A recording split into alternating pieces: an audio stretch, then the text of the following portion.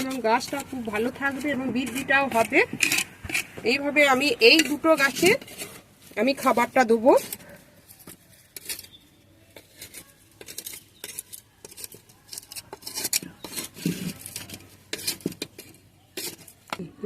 বলি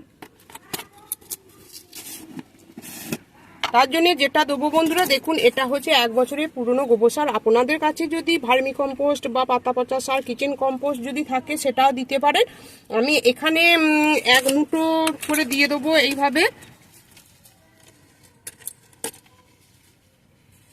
তারপর দেবো, দেখুন এখানে নিম খোল আছে, নিম খোলটা দিয়ে দেবো